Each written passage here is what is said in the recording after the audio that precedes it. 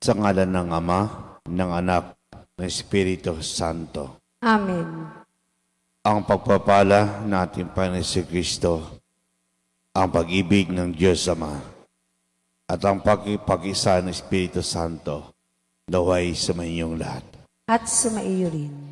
Mga kapatid, duminin natin ang ating mga kasalanan upang tayo maging marapat gumanap sa banal na pagdiriwang. Inaamin ko sa makapangyarihang Diyos at sa inyong mga kapatid, na lubha akong nagkasala sa isip, sa salita, sa gawa, at sa aking pagkukulang. Kaya isinasamo ko sa mahal na Birheng Maria, sa lahat ng mga anghel at mga banal, at sa inyong mga kapatid, na ako ipanalangin sa Panginoong ating Diyos. Kaawaan tayo ng pangyarihang Diyos. Patawarin tayo sa ating mga kasalanan. Patnubayan tayo sa buhay na walang hanggan. Amen. Panginoon, kaawaan mo kami. Panginoon, kaawaan mo kami. Kristo, kaawaan mo kami. Kristo, kaawaan mo kami. Panginoon, kaawaan mo kami. Panginoon, kaawaan mo kami. Manalangin tayo. Ama naming makapangyarihan, kami matinubos mo at kinupkop. Tungayan mo ngayon sa iyong kagandaang loob upang sa pagsampalataya sa anak mong si Kristo, makamtan ang kalayaan at pamana sa piling mo. Sa pamagitan niya kasama ng Espiritu Santo, pagpasawalang hanggan. Amen.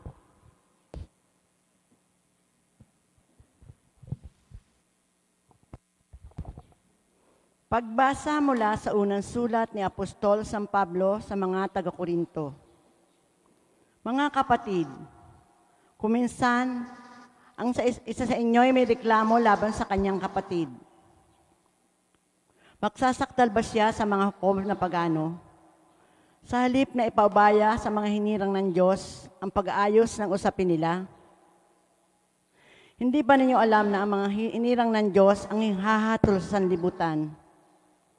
At kung kayo ang hahatol sa sanlibutan, hindi ba ninyo kayang hatulan ang kanyang kaliit na bagay? Di ba ninyo alam na tayo ang hahatol sa mga anghel? Gaano pa ang mga bagay na may kinalaman sa buhay na ito? Kung kayo'y may usapin, idudulog pa ba ninyo ito sa mga taong di kinikilala ng simbahan? Mahiyahiya naman kayo. Wala na ba sa inyong marunong mag-ayos sa sigalutan ng magkakapatid? Ano't nagsasakdal pa kayo sa hukuman? Kapatid laban sa kapatid, at sa harapan pa ng mga taong walang pananampalataya. Ang pagkakaroon ninyo ng usapin laban sa isa't isa ay isa ng kabiguan sa inyong pagkakapatiran. Hindi ba mas mabuting tiisin na lamang ninyo ang pang-api at palampasin ang pandaraya sa inyo? Subalit kayo pa ang nang-aapi at nandaraya, at sa inyong mga kapatid pa naman. Hindi ba ninyong alam na ang mga makasalanan ay walang bahagi sa kaharian ng Diyos? Huwag ninyong dayain ang inyong sarili. Ang mga nakikaapid, sumasamba sa Diyos-Diyosan, nangangalunya, nakikaapid sa kanyang kapwa lalaki at kapwa babae. Ang mga magnanakaw, masasakim, mapaglasing, mapanlait o magdaraya. Ang ganyang mga tao ay walang bahagi sa kaharian ng Diyos. Ganyan ang ila sa inyo noon. Subalit kayo'y nilinis na sa inyong mga kasalanan at itinalaga kayo sa Diyos. Kayo'y pinagwalang sala na sa pangalan ng Panginoong Jesucristo at ng Espiritu ng Diyos. Ang salita ng Diyos. Salamat sa Diyos. Panginooy nagagalak sa hirang niyang mga anak. Panginooy nagagalak sa hirang niyang mga anak. Ang Panginooy purihin, awitan ng bagong awit. Awitan sa pagtitipon, purihin sa pagtitipon ng tapat sa pananalig. Magalak ka, O Israel, dahilan sa panlilikha. Dahilan sa iyong hari, ikaw ay matuwa. Panginooy nagagalak sa hirang niyang mga anak. Purihin sa pagsasayaw, purihin ang kanyang ngalan. Alpat tambol ay tugtugin, at siya ay papurihan. Panginoon ay nagagalak sa kanyang mga hirang. Sa nangagpapakumbabay, tagumpay ang ibibigay.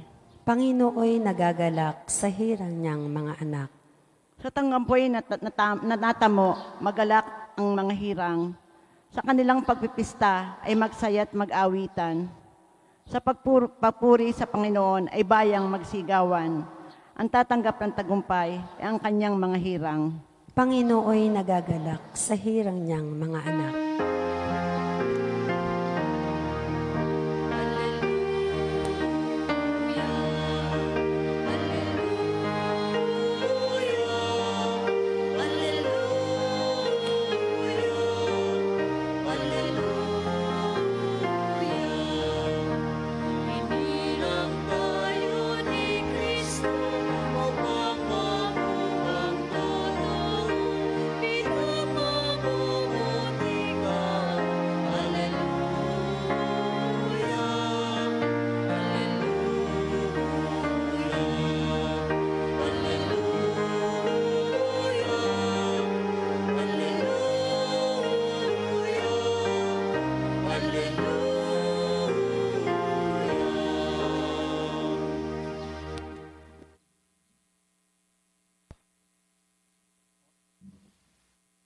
Sumainyo ang Panginoon. At sumaiyo rin.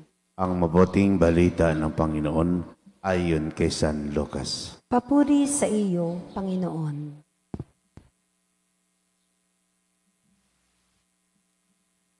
Noong panahong iyon, umahon si Jesus sa isang burol at magdamag doong manalangin.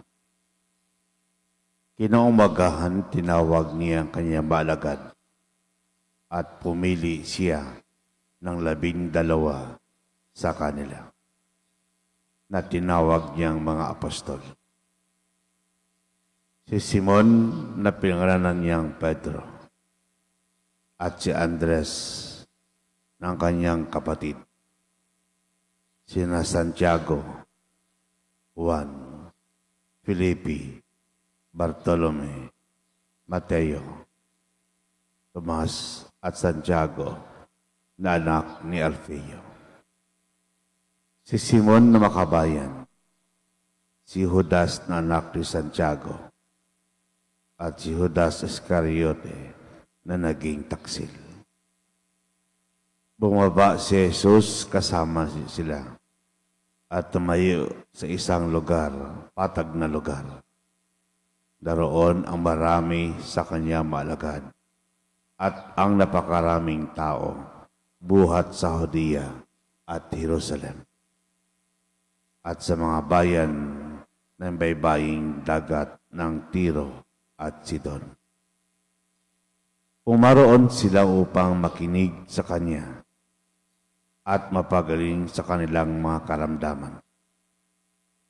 Pinagaling din niyang mga ihirapan ng masamang espiritu at sinikap ng lahat ng tao na mahipo siya sapagkat may taglas siyang kapangyarihan makapagpagaling sa lahat. Ang mabuting balita ng Panginoon. Pinupuri ka namin, Panginoong Hesukristo. Magandang umaga po sa lahat.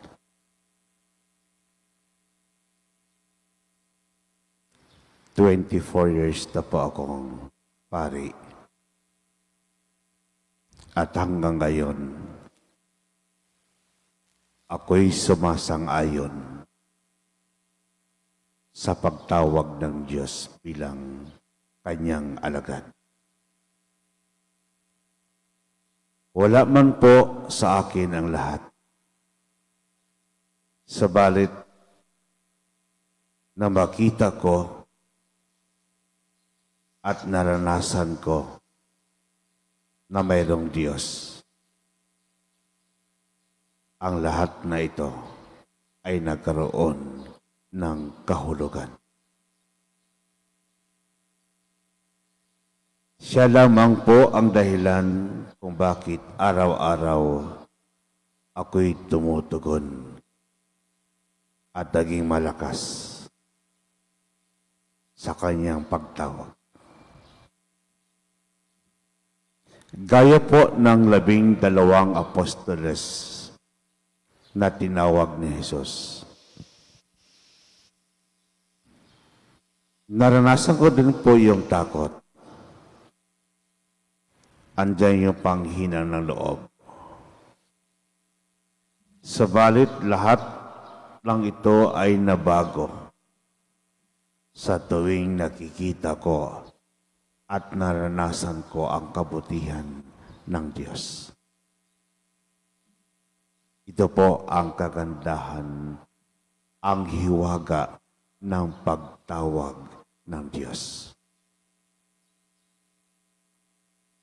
Ito din po yung naging puhunan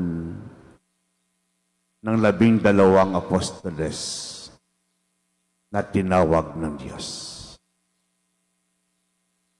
Napakasimpleng tao. Simpleng mamamayan. Simpleng mangingisda. Sila'y tumugon agad-agad sa Diyos.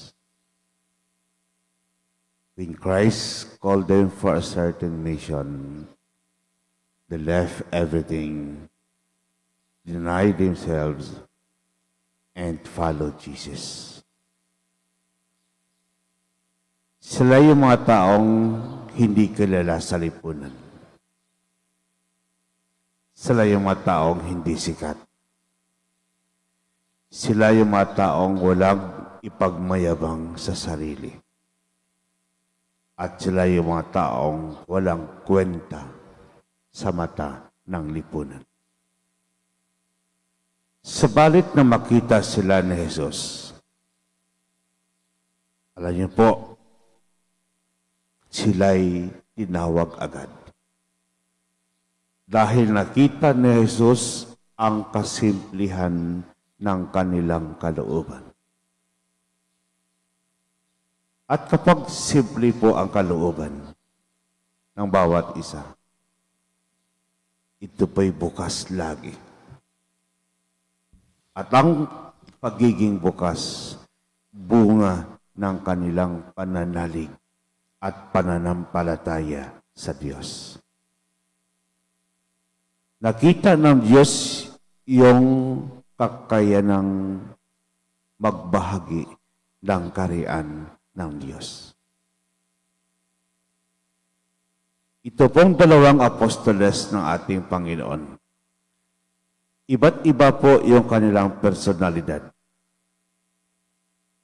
Iba't iba po yung kanilang pinanggalingan. Iba't iba po yung kanilang idealism sa buhay.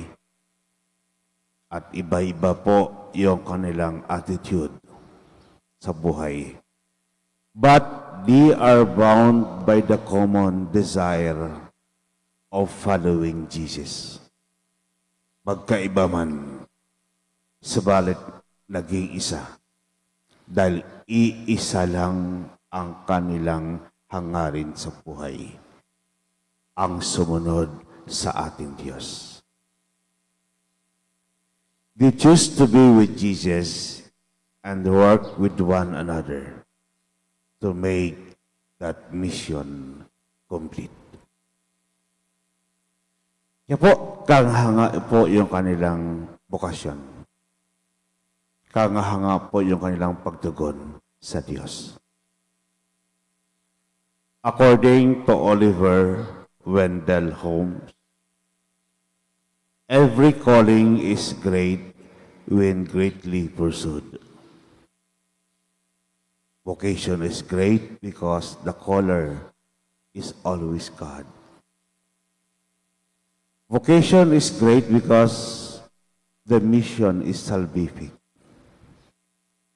Vocation is great because the one called is made worthy.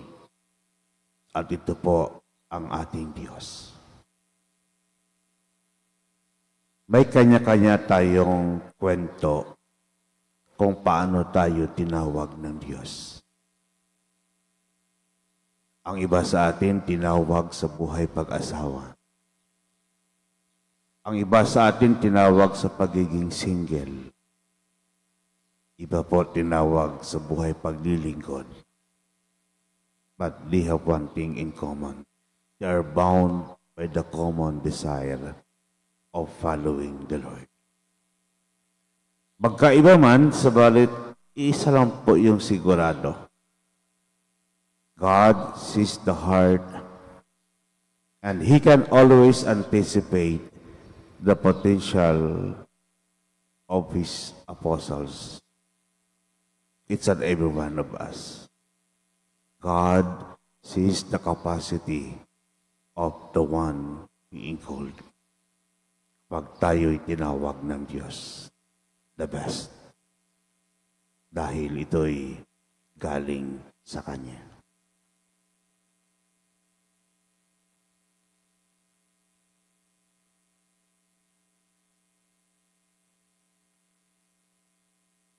Tinawag tayo ng Diyos bilang Kanyang hinirang upang sundin ang Kanyang kalooban.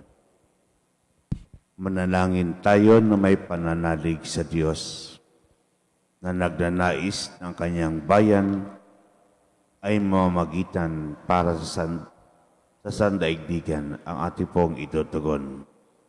Panginoon, dinggin mo ang aming panalangin. Panginoon, tinggin mo ang aming panalangin.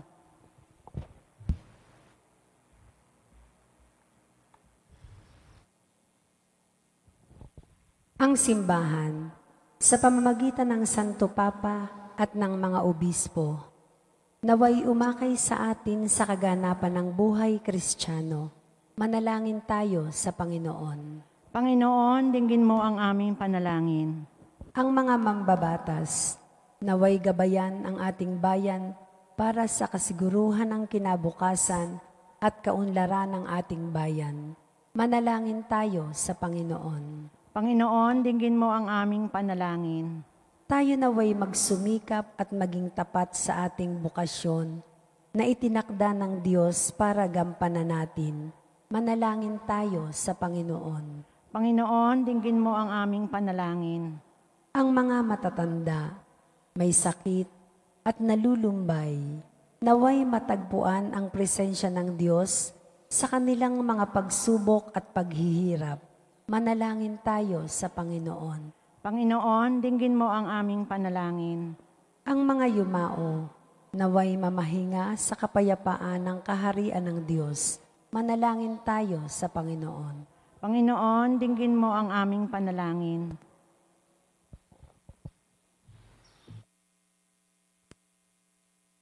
Makapangyarihang Diyos, narito kaming nanalangin upang gawin ang kalooban mo. Tanggapin mo nawa kami sa pamamagitan ng iyong bugtong na anak, na siya'y nabubuhay at naghahari magpakailanman. Amen. Amen.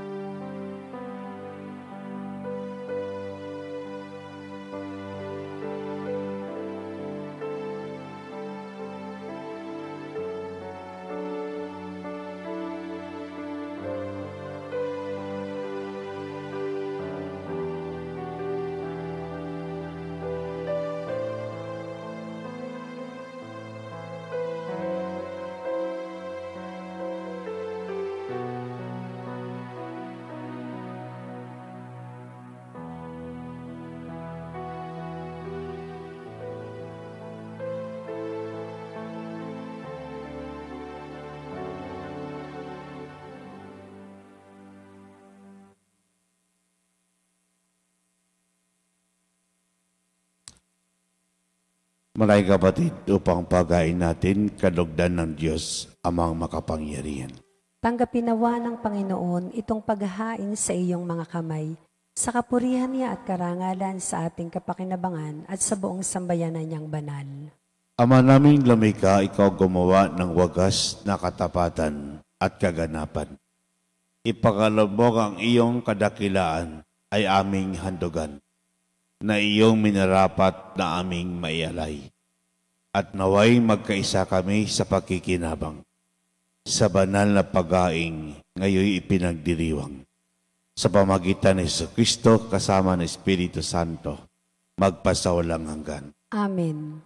Sumainyo ang Panginoon. At sumaiyo rin. Itaas sa Diyos ang iyong puso at diwa. Itinaas na namin sa Panginoon. Pasalamatan natin ng Panginoong ating Diyos. Marapat na siya ay pasalamatan. Ama naming makapangyarihan, tunay marapat ni kay aming pasalamatan. Sa pamamagitan ni Jesucristo na aming Panginoon. Siya ang salitang katuwat at kapiling ng lahat ng umiral ay iyong likain. Siya'y sinugo mo para kami sigipit palayain. Katsa'y kinalingan na mahal na Berhen na naging kanyang inang totoo sa kapangyarihan ng Espiritu Santo. Inako niyang sundin ang loob mo at kamtin ang sabay ng banal para sa iyo. Pinagtiisan niyang iunat sa krus ang kanyang mga kamay upang magwakas sa kamatayan, mahayag ang pagkabuhay. Kaya kaysa ng manghel nagsisiawit ng papuri sa iyo, nang walang humpay sa kalangitan, kami nagbubudi sa iyong kadakilaan. Santo, Santo, Santong Panginoong Diyos ng mga hukbo, napupuno ang langit at lupa ng kadakilaan mo.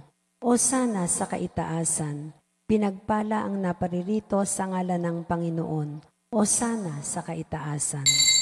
Ama naming banal, ikang bukal ng tanang kabanalan. Kaya't sa pamagitan ng Espiritu, gayong banal ang kaloob na ito, upang para sa aming maging katawan at dugo ng aming Panginoong Jesucristo. Bago pinagtisa ang kusang loob na maging handog, hinawakan niya ang tinapay, pinasalamatan kaniya. Pinaghati-hati niyon inabot sa kanyang maalagad at sinabi, tanggapin lahat ito at kanin. Ito ang aking katawan na ihandog para sa inyo.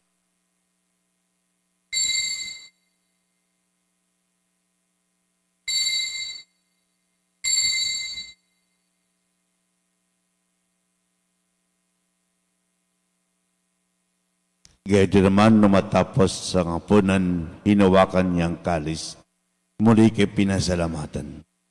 Inabot niyang kalis sa kanyang maalagad at sinabi, tanggapin lahat ito at inumin. Itong kalis ng aking dugo, ng bago't walang hanggang tipan. Ang aking dugo na ibubuhos para sa inyo at para sa lahat, sa ipagpapatawad ng mga kasalanan. Gawin niyo ito sa pag-alaala sa akin.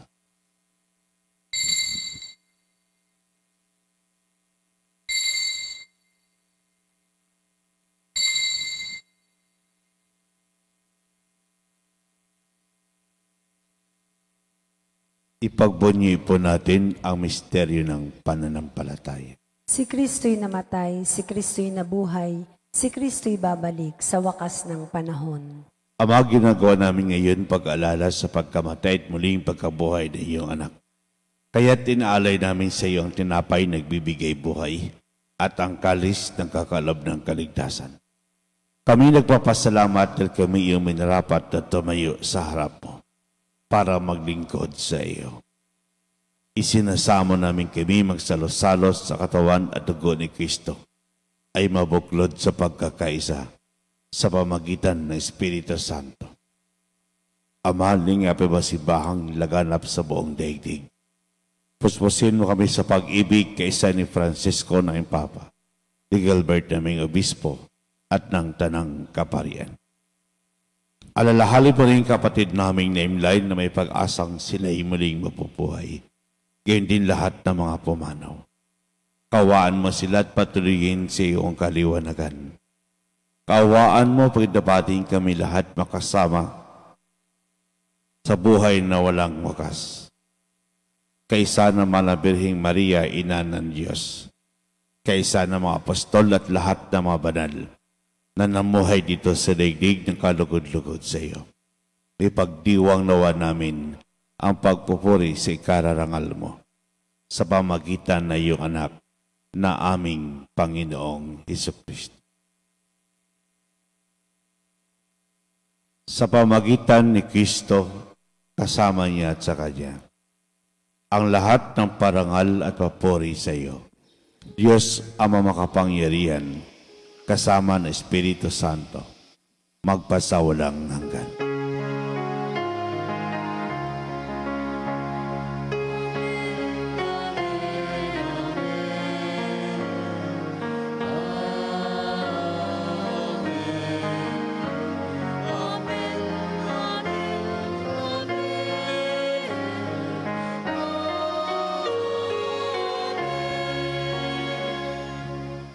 Sabay-sabay po natin awitin ang Ama namin.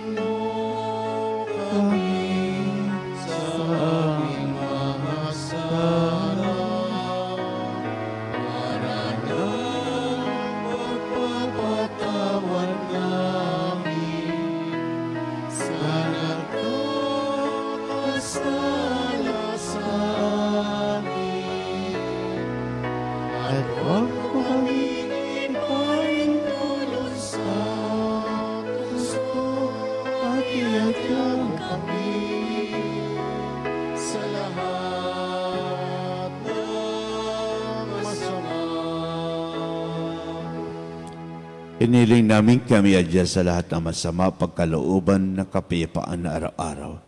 Iligtas sa kasalanan, ilayo sa lahat ng kapahamakan. Samantalang aming pinapahayag ang dakilang papaligtas naming sa Jesucristo. Sapagkat iyo ang kaharian at ang kapangyarihan at ang kapurihan magpakailanman. Amen. Panginoon Jesucristo, sinabi mo sa iyong apostol, kapayapaan ang iniiwan ko sa inyo. Ang aking kapayapaan ibinibigay ko sa inyo. Tungahin mo ang aming panampalataya, tuwag ang aming mga pagkakasala. Pagkalooban mo kami ng kapayapaan at pagkakaisa, ayon sa iyong kalooban, kasama ng Espiritu Santo, magpasawalang hanggan. Amen. Ang kapayapaan ng Panginoon ay laging sumainyo. At sumaiyo rin. Magbigayin po tayo ng kapayapaan. Peace be with you. Good morning po sa lahat. Kordero ng Diyos na nag-aalis ng mga kasalanan ng sanlibutan, maawa ka sa amin. Kordero ng Diyos na nag-aalis ng mga kasalanan ng sanlibutan, maawa ka sa amin.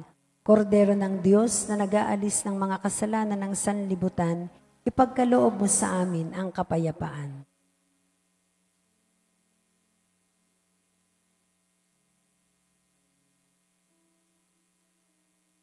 Kapatid, ito ang kordero ng Diyos. Ito nag-aalis ng mga kasalanan ng sanlibutan. Mapalad mga iniyan sa kanyang piging. Panginoon, hindi ako karapat-dapat na magpatuloy sa iyo, ngunit sa isang salita mo lamang ay gagaling na ako.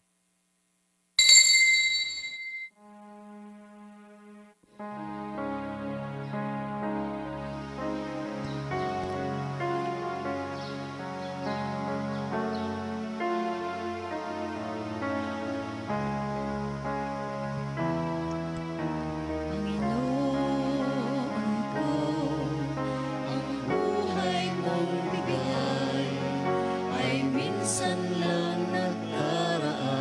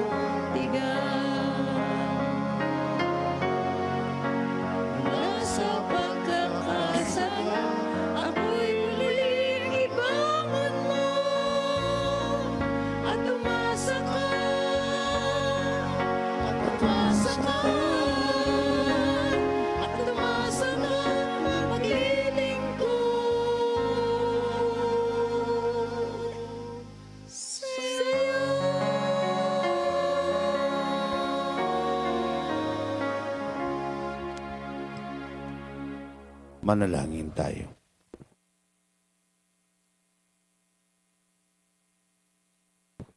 Ama naming mapagmahal, kaming pinagsalo mo sa iyong salita at piging na banal, ay iyong pinalalakas at iyong binubuhay.